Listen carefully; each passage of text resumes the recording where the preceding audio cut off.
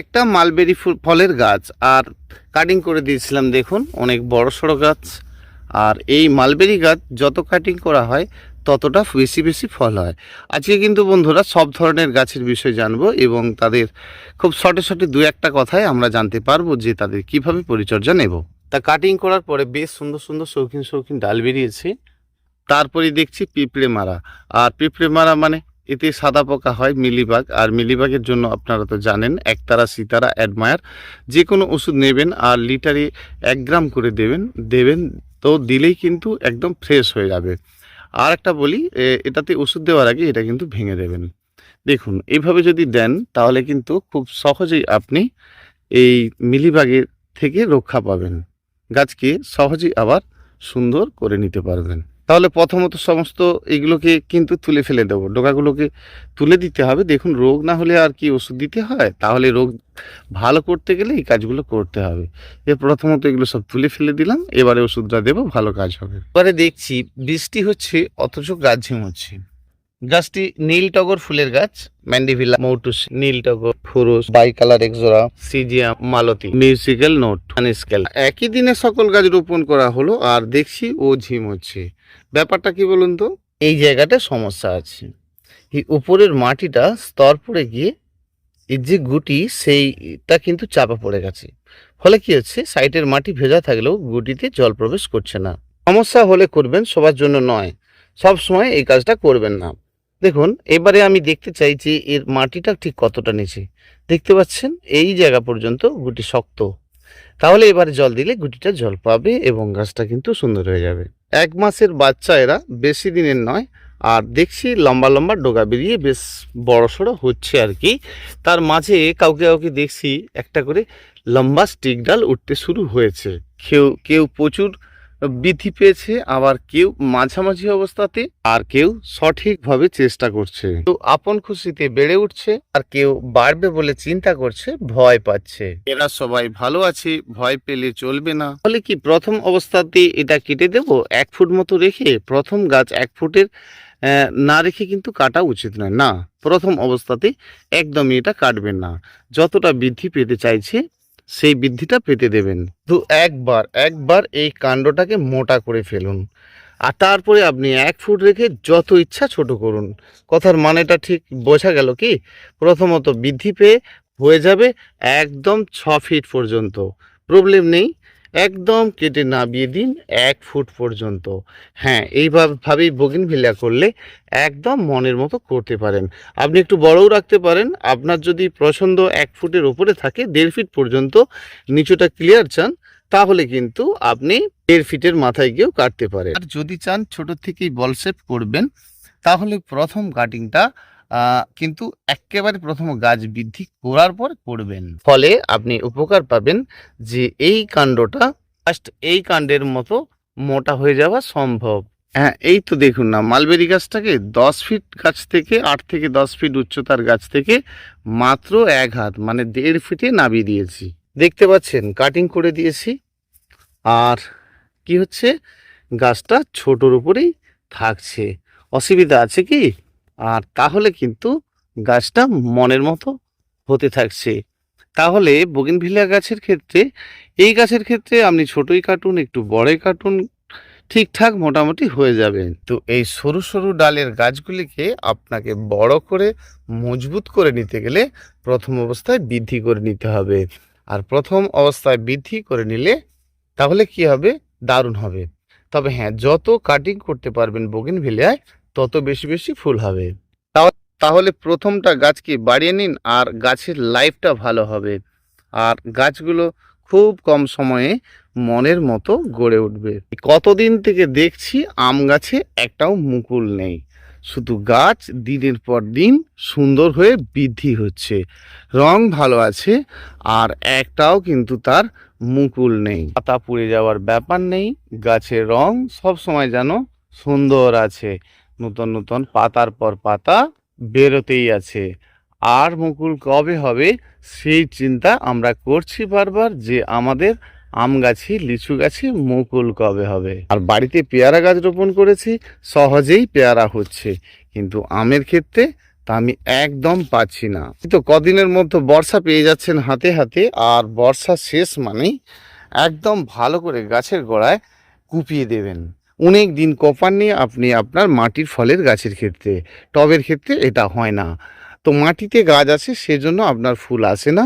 এবং পাশে কলা গাছ, পেঁপে গাছ রোপণ করেছেন কিনা একটু ভালো করে লক্ষ্য করুন। যদি করে থাকেন তাহলেও আপনি একটু সরিয়ে দেওয়ার চিন্তা করুন কলা গাছকে। আর পেঁপে গাছ হয়ে গেলে কি করবেন, তাহলে ভালো করে খুব ডিপ করে মাটির মধ্যে এলোমেলো করবেন। আর একটা কাজ করবেন, সুপার ফসফেট এবং পটাশ 2 বছরের গাছ মানে 1 কেজি পর্যন্ত দেওয়া যায়। 500 গ্রাম সুপার ফসফেট হলে 500 গ্রাম পটাশ। গাছ থেকে মনে রাখতে হবে, যদি আপনি গাছের গোড়ায় দিয়ে দেন তাহলে সাথে সাথে এরম বড় গাছ মারা যাবে। হ্যাঁ, মনে রাখবেন যদি ফল না আসে তবেই কিন্তু দেবেন। তাহলে ওই গাছ থেকে একেবারে 1 হাত অর্থাৎ 18 ইঞ্চি দূরত্ব দিয়ে রিং করে গাছের গোড়ায় দেবেন। মাটি কপাবেন এবং সাইডকার যে সকল মাটি গাছের গোড়ায় জড়ো করে দেবেন। এবং যতদিন না গাছে মুকুল আসছে, মাটির গাছের ক্ষেত্রে জল লাগবে না। যতক্ষণ না গাছের মুকুল আসছে ততক্ষণ আপনি নিজের থেকে জল দেবেন না। আপনার আম গাছে সুন্দর সুন্দর আম আসা সম্ভব। আর এই রকমই যখন দেখবেন আম গাছে সুন্দর সুন্দর ছোট্ট ছোট্ট মুকুল আসা শুরু হয়েছে, একদম ছোট্ট ছোট্ট মুকুল, গাছের এই মুকুলের উপরে এমনি একটু বরফের জল নেবেন, বরফকে জলের সঙ্গে দেবেন আর বারে বারে স্নান করাবেন। দেখবেন গাছের মধ্যে বারবার দেবেন। দেখবেন গাছের ঠিক দেখুন একটা মুকুলের মধ্যে অনেক মুকুল আসলেও, অনেক ফুল আসলেও ঝরে ঝরে থাকবে মাত্র কটা। কেন বলুন তো? এই দুর্বল ডালের মধ্যে অনেক ফল থাকা সম্ভব নয়। আর আপনি যদি এটা রাখতে চান তার একটা প্রসেস বলি। তখনই দেখবেন এরকম ছোট ছোট মটর দানা শুরু হয়েছে, এর মধ্যে স্প্রে খাদ্য দেবেন। 19-19, 20-20, 28-28 এরকম স্প্রে খাদ্য দোকানে গিয়ে বলুন, আর সেটা নিন 1 লিটার জলে 2 গ্রাম, আর সেটা স্প্রে করুন। এই আমগুলো বৃদ্ধি পাবে। তাহলে তা নইলে কী হয় বলুন তো, ঠিক মাঝ অবস্থাতেই দেখবেন আমগুলো একটা একটা ফেটে ফেটে পড়ছে বা ঝরে ঝরে পড়ছে। কারণ কি বলুন তো, আমরা গাছের গোড়ায় অনেকে বোরন, জিঙ্ক ইত্যাদি দিচ্ছি ঠিকই, কিন্তু মূল যে বিষয়টা দাঁড়াচ্ছে যে গাছের এই মুকুলের ক্ষমতা নেই। অর্থাৎ আপনি যদি এর উপরে স্প্রে খাদ্যটা দিতে থাকেন তাহলে জানবেন অনেক বেশি পরিমাণে ফলটা থাকবে। গাছের গোড়াতেও তরল খাদ্য দিতে শুরু করবেন।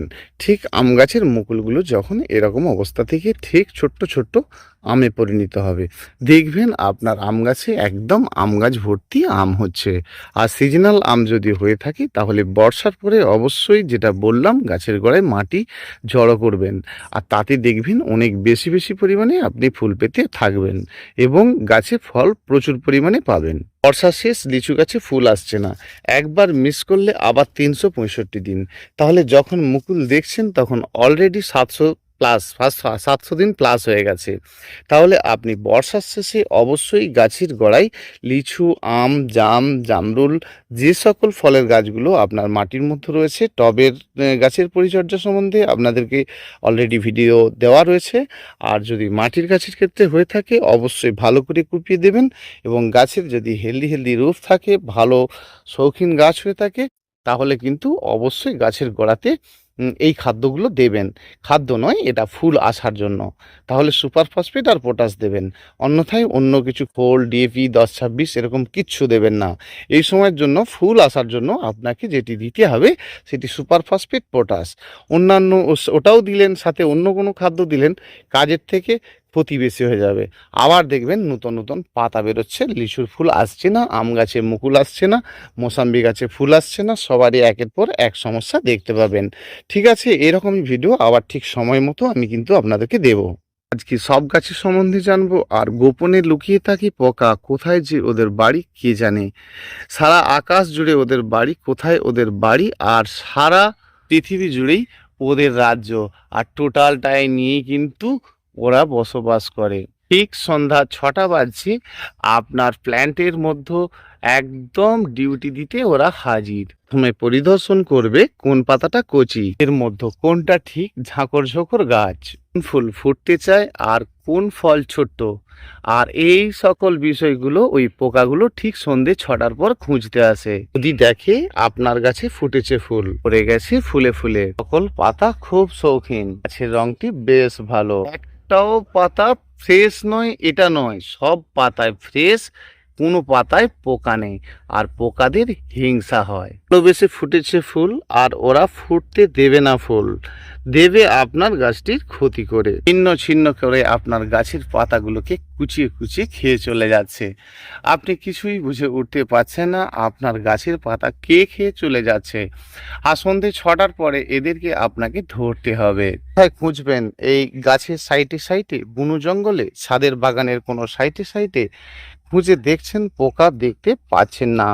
সব গাছে ওষুধ দোকান থেকে নিয়ে এসে স্প্রে করছেন, কাজ আপনার হচ্ছে না। আগের দিনে যেমন দেখেছিলেন পাতা খেয়ে যাচ্ছে, পরের দিনেও তাই। শৌখিন শৌখিন গাছ থাকতে দেবে না পোকা। চিন্তা করবেন না, আমি আছি আপনাদের সাথে। পুষ্পশ্রী নার্সারি, কোলাঘাট, আমিই কমল।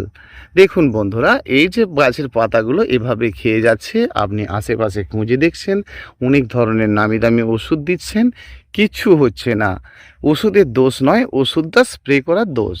কারণ কি বলুন তো, যেই ওষুধ দেবেন এটা কাজ হবে, কারণ ওই পোকাটা সন্ধ্যে 6টার পরে উড়ে আসে আর এরকম ছোট্ট ছোট্ট গুটি গুটি পোকা পাতার অপোজিটে বসে আর পাতাগুলো খেয়ে একেবারে ছাঁচড়া করে দেয়। আর এদেরকে ধরে নিতে হবে, প্রেজেন্ট অবস্থায় আপনাকে ওষুধটা দিতে হবে। লিটারি ওয়ানিমেল কি ওষুধ দিচ্ছেন, হামলা, ওস্তাদ, মেটাসিল, প্রফেক্ট সুপার ইত্যাদি ইত্যাদি ব্যাপার তা আছে আপনার বাড়িতে, তাই দেবেন। আর সন্ধে 6টার পরে দেবেন। মনে রাখবেন, একটা আধটা পোকা ছিটকে গেল আপনার ওষুধ দিতে দিতে, পরের দিন ওই পোকাটা উড়ে এসে ওর পুরো ফ্যামিলিকে ডেকে নিয়ে এসে আবার এই একই সিস্টেম করবে। তাহলে আবার ঠিক আপনাকে একদিন পরে আবার গাছে স্প্রে করে দিতে হবে। আর তাহলে ওদের কেউ জানবে না যে আপনার ছাদ বাগানে একটি সুন্দর গাছ আপনার একটি কোণাতে রয়েছে, আর আপনার গাছটিকে সুন্দর রাখতে হবে আপনাকেই। দেখছেন এরকম বেঁকে বেঁকে চলছে একটা পোকা, যার নাম লেদা পোকা, একেবারে গাছের ডগাকে কুচিয়ে কুচিয়ে খেয়ে যাচ্ছে। একেও আপনাকে সন্ধ্যের পরে ওষুধ দিতে হবে। দেখছেন ওরা খুব সুখী, মানে একেবারে এসিতে থাকে, একদম গরম পছন্দ করে না। আর আপনার গাছ গরম পছন্দ করে, সম্পূর্ণ রৌদ্রে থাকে, কিন্তু আপনার গাছের ক্ষতি করতে আসে ওই লেদা পোকা। কোথায় ছাওয়া ছাওয়া আছে, কোথায় অন্ধকার আছে, কোথায় আছে ঠান্ডা, কোনো টবের গোড়ায়, কোনো গাছের মাটির ফাটে, আর সকল জায়গায় লুকিয়ে থাকছে। ক্লেম নামে একটা ওষুধ আছে, কিনে নিন। একটু কস্টলি বটে, কিন্তু ভীষণ ভালো ওষুধ। লেদা পোকার জম, একদম মামা বাড়ি চলে যাবে পোকা। চিন্তা করবেন না, ঠিক সন্ধ্যের পরে দেবেন। এই যে আনাচে কানাচে লুকিয়ে থাকা পোকাগুলো ঠিক সন্ধ্যের পর গাছে চলে আসবে আর আপনার ফুলকুড়িকে খারাপ করে দিতে থাকবে। পরে আসি আর একটা বিষয়, যার শক্তি আছে তার সঞ্চয় তো সর্বদাই আছে। কারণ আপনাকে সবসময়ের জন্য আপনার যে কোনো বারোমাসি ফুলের গাছকে হেলদি রাখতে হবে, তারপরে নেবেন আপনি ফুল। গাছের ফুল হবে, গাছ কাটিং করবেন, আবার অনেক শাখা বেরোবে, শাখা বেরোনোর পর খাদ্য দেবেন, খাদ্য দেওয়ার পরে জানবেন আবার ফুল আসবে, আবার খাদ্য দেবেন। যখন তখন কেন খাদ্য দেবেন? দেখবেন যে গাছ খুব হেলদি হয়ে গেছে, ফুলকুঁড়ি নেই, প্রথম কাজ হবে খাদ্য দেওয়াটা বন্ধ করা, জলের পরিমাণ একটু কমিয়ে দেওয়া, আর একদম ভালো থাকবে। গাছের পাতা একটু লালচে লালচে ভাব, খাদ্য দেওয়া শুরু করবেন। ফুলকুঁড়ি আছে গাছে, তাহলে খাদ্য দেবেন না, ফুলকুঁড়িটা হয়ে যাক, খাদ্য দেওয়া শুরু করলেই ফুলকুঁড়ি বন্ধ হয়ে যাবে। এই বৃষ্টি পড়বে, মাঝে মাঝে সাপ পাউডারটা দিয়ে রাখবেন, ফাঙ্গিসাইড, সাপ, ব্যাবিস্টন, জ্যাকিস্টন কোনো একটা দিয়ে রাখবেন, ফাঙ্গিসাইড ওষুধ। লিটারে কত দেবেন? মাত্র 1 গ্রাম করে স্প্রে করে দেবেন, বিকেলের দিকেই দেবেন, কোনো অসুবিধে নেই। আর মাঝে মাঝে দিয়ে রাখবেন, গাছগুলো একদম ভালো থাকবে। আর এই সময় বানানো খাদ্যটা বানিয়ে রাখবেন যেমনভাবে আমার অনেক ভিডিওতে দেওয়া রয়েছে। আর মূল কথায় যদি এত কিছু না বুঝতে পারেন, অল্প করে যেমন আপনি কিচেন কম্পোজ দিচ্ছেন দেবেন, কিন্তু সরিষার খোল, বাদাম খোল, এই ধরনের কোনো খোল কিন্তু দেওয়া শুরু করবেন।